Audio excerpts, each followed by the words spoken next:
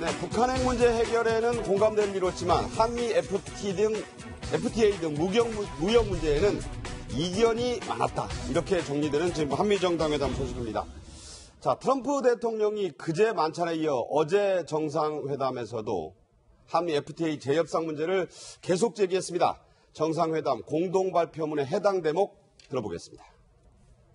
South Korean companies sell cars in America. American companies should have that same exact privilege on a reciprocal basis. And I'm sure we'll be able to work that out. In addition, I have called on South Korea to stop enabling the export of dumped steel. 네, 트럼프 대통령 한미 FTA에 대해서 굉장히 강력하게 문제 제기를 했는데요. 이에 대해서 문재인 대통령은 어떻게 답을 했을까요? 들어보시죠. 우리는 양국 간의 경제 협력이 동맹의 미래지향적인 발전에 있어 중요한 한 축이라는 데 인식을 같이 하였습니다. 경제 성장과 일자리 창출을 통해 양국 국민 모두가 호혜적인 성과를 더 많이 누릴 수 있도록 함께 노력해 나가기로 했습니다. 네, 미국에서 교수 생활을 오래 하신 우리 최진봉 성공회대 교수님께 먼저 여쭙겠는데요. 저도 공동 발표문 원문을 다 봤습니다만 청구서는 구체적이었고 우리 문 대통령의 발언은 원론적이었다. 좀 짤막했다. 이렇게 말할 수 있겠네요. 네, 그렇게 얘기할 수 있죠. 그러니까 트럼프 대통령 아주 구체적으로 공격을 하는 거 아니겠습니까? 문을 열어라. FTA를 다시 재협상해야 된다. 불공정한 무역 상황을 좀 바꿔야 된다. 이렇게 얘기하면서 대표적으로 이제 자동차 철강 문제를 얘기를 했는데 결국 이제 트럼프 대통령은 지금 현재 우리나라, 미국 내의 문제가 일자리 문제라든지 경제 문제가 심각한 상황이지 않습니까? 그리고 그런 경제 문제 해결을 해달라고 해서 트럼프 대통령을 찍은 사람이 많아요. 중산층 같은 경우에. 그래서 그거를 적극적으로 대변하는 것 같고 우리 대통령, 문재인 대통령 입장에서는 그걸 그렇다고 즉각적으로 반발할 수는 없는 거 아니겠습니까? 그러나 이게 구체적인 내용은 실무자들이 만나서 또 논의를 해야 되는 상황이에요. 그렇다고 하면 문 대통령 입장에서는 상호 호혜적으로 이익되는 관계를 만들어 보자라고 하는 원론적인 얘기를 통해서 즉각적인 어떤 반발은 피하면서 앞으로 논의되는 과정에서 우리 이익을 최대한 가져오겠다는 그런 입장을 보여준 거라고 생각을 해요. 그래서 트럼프 대통령은 직접적으로 뭔가를 요구했지만 문재인 대통령은 그걸 피해가면서 다음에 구체적인 논의를 통해서 상호 호혜적인 관계를 만들자. 이렇게 아마 전략적으로 발언한 게 아닌가 하는 생각이 듭니다. 그리고 지금 말씀하신 것처럼 다음에 논의를 통해서 좀 더 상호 호혜적인 관계를 만들자 이렇게 얘기를 한 것 같다라고 지금 말씀을 하셨는데 그렇다면 한미 FTA 재협상을 하게 되는 건가요? 그러니까 한다라고 이제 봐야 되는 것이죠. 예를 들어서 이제 문재인 대통령은 비행기에서부터 FTA 문제 기자들이 질문했을 때 굉장히 균형이 잘 맞고 있다라고 이제 얘기를 했고 그 다음에 이제 호혜적인 성과를 거두고 있다라고 얘기를 했는데.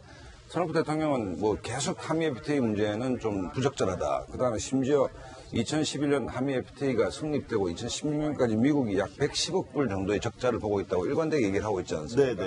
그러면 결과적으로 보면 문재인 대통령은 총론적인 스탠스, 밸런스가 맞다는 입장을 좀 유지한 것 같고 트럼프 대통령이 약간 허를 찌르는 게 아주 구체적으로 자동차 철강을 콕 찍어서 이른바 그 만찬의 비빔밥을 대접을 하고 그 영수증을 바로 청구했다. 비빔밥 값이 너무 그렇죠. 많았다. 네, 근데 물론 이제 뭐 향후 최 교수님 말씀하셨듯이 이제 협상 과정을 거치겠죠. 일방적인 무역 관계라는 것이 또 FTA라는 것이 뭐 일방적인 건 아니기 때문에 실무자간 협의를 거치지만 어쨌든 협상만 놓고 본다면 기본적으로 문재인 대통령은 원론적 스탠스를 취했고 그다음에 이제 트럼프 대통령은 역시 비즈니스맨이니까 기본적으로 뭐 겉으로는 굉장히 좋은 분위기를 하는 것 같으면서도 강론에 있어서 구체적인 깨알 같은 영수증을 좀 내밀었다 뭐 이렇게 좀 봅니다.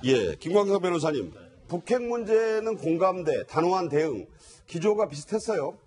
일단 북핵 문제에 있어서는 뭐 오늘 이번 한미 정상회담에서 좀 성과를 거둔 부분이 아닌가 싶습니다. 그래서 우리 측은 사실 제재와 타협, 대화를 갖다가 병행하겠다는 거잖아요. 이게 병행이 처음부터 병행이 아니고 제재를 통해서 결국 대화 테이블로 끌어오겠다는 건데 이제까지 미국은 뭐 굉장히 강한 제재를 원하지 않았습니까? 그렇지만 이번에 아마 그 사드 문제도 마찬가지고 어떤 정상회담을 통해서 결국 미국의 트럼프 대통령이 생각하는 북한 핵 해결 문제 그리고 우리 문재인 대통령이 생각하는 해결 문제 자체가 사실 틀리지 않았다. 그래서 이 부분에 대해서는 뭐 제재를 통한 어떤 대화 그것은 뭐 성과 있다고 볼 수 있는 것으로 보입니다. 그렇지만 그 나머지 부분에 대해서는 사실은 우리가 한미 정상회담이 하기 전부터 계속적으로 이러이러한 문제가 제기될 것이다 했는데 결국 한미 FTA랄지 방위 부담 이런 것들이 제기가 됐지 않습니까? 그렇죠. 결국 가장 미국에서 관심 있는 것은 물론 북핵 문제에 대해서 서로 의견의 차이가 별로 없다고 생각하고 있는 것 같고 향후에 그러면 어떻게 이렇게 통상 조건에 대해서 어떻게 개선해야 할 것인가 그 부분에 대해서 가장 관심이 많은 것 같아요. 그렇지만 한미 정상의 어떤 공동 발표문 자체는 원론적인 수준에서 그쳤기 때문에 구체적인 것은 결국 실무선에서 향후에 아주 치열한 논의를 할 것으로 보입니다. 네. 그런데 이번 한미 정상회담을 두고 이런 의견들이 벌써 좀 나오고 있습니다. 아무래도 우리가 가장 민감하게 생각했던 사드 문제는 역시 네. 거론이 되지 않았거든요. 네. 대신에 뭐 한미 FTA 재협상, 그다음에 주한미군 방위비 분담 문제 이런 것들은 이 트럼프 대통령이 주장이 좀 네. 강하게 나왔어요. 그러니까 국내 전문가들과 네. 좀 일부 야당에서 너무 과도하게 자, 사드 문제 때문에 빚어진 갈등이 한미동맹 깨진다 이런 우려들을 많이 했단 말이에요. 그랬어요. 네. 그런데 이제 문재인 대통령이 자 신뢰를 쌓고겠다. 정부도 좀 불안불안했을 거예요. 그런데 그 문제에 대해서는 사실은 한미 간에 이견이 없어요. 그러니까 우리 대통령은 대화를 먼저 주장하고 네네. 그다음에 트럼프 대통령은 제재를 먼저 주장하고 그게 아니라 두 사람의 의견은 깔끔하게 정리가 됐습니다. 여건이 조성되면 대화하자. 그런데 그럼에도 불구하고 이 핵을 동결시키기 위해서는 양국이 함께 제재한다. 북한 인권 문제 제기한다. 사실은 거의 완벽하게 이견이 없이 합치가 된 사안이에요. 한미동맹은 굳건하다. 네. 심지어는 장진호 전투 기념비에서 문재인 대통령이 한 연설을 트럼프 대통령이 극찬하기까지 했습니다. 네. 그리고 이제 다만 한 가지 방미에서 성과가 있다면 국내 여론이 이제 비생산적으로 시끄러웠던 것을 종식한 효과. 그리고 또 이제 미국에서도 의회 쪽에 공화당이 좀 강경파 의원들이 네. 문재인 대통령의 대북관이 좀 이상한 거 아니야? 이거 완전히 불식시켰다. 네. 그 성과로 봐야 될 것 같고요. 전 애초에 계속 한미 양국 간에는 무역 마찰 문제가 제기될 거다. 네. 근데 사드 문제가 제기 안 된 게 아니에요. 제기가 됐어요. 네. 이게 동맹 쪽으로 제기된 게 아니라 돈 문제로 제기가 된 겁니다. 방위비 분담금이 나왔으니까 말이죠. 지금 우리나라가 앞으로 재협상을 하면 이제 연간 1조 정도를 이 주한미군에 대한 비용을 부담해야 될 판인데 네. 지금 이미 10억 불 얘기를 사드 가격만 10억 불을 이제 트럼프 대통령이 얘기했기 때문에 1조가 더 증액되게 된다면 거의 2배 늘어나는 셈이 되는 거거든요. 여기에 대해서 어떻게 협상을 할 것이냐. 우리 국민들은 사드 산 겁니까? 이거 우리 겁니까? 사드는 미군 거예요. 네네. 전략자산이라 이건 뭐 사올 수도 없는 겁니다. 그럼 이용료, 렌탈피를 이 정도 내는 게 합당한가? 네. 국내 여론이 시끄러워질 텐데 여기에 대해서 정부가 어떤 정책을 펼 것인가. 그런데 오늘 발표에서 아주 미묘한 대목이 있는데 트럼프 대통령은 한미 간의 무역을 바로잡는 것에 대해서 문재인 대통령이 확약한 것에 대해서 감사한다. 예. 확약이란 바로 그 어슈어런스라는 네. 말이 나왔어요. 그리고 청와대에서는 바로 오늘 아침 속보로 뭐라고 나왔냐면 한미 FTA 재협상 합의한 바 없다. 이렇게 나왔어요. 그럼 서로 네. 말이 다른 거 아닌가요? 말이 다른 겁니다. 그러니까 아까 예측하셨듯이 당연히 한미 FTA 재협상의 수순으로 들어가는 거지? 아니요. 우리 정부는 그렇게 하면 안 돼요. 네. 그럼 일단 재협상을 전제로 하고 회담이 끝난 게 돼버리기 때문에 청와대가 왜 여기서 브레이크를 잡았냐 하면 한미 FTA가 한미 간의 균형이 잡혀있고 대체로 공정하다는 걸 네네. 최대한 어필을 한 다음에 안 되면 밀리더라도 지금 방어선을 친 겁니다. 그래서 이제 외교 전쟁은 무역 전쟁으로 비화된 것이다.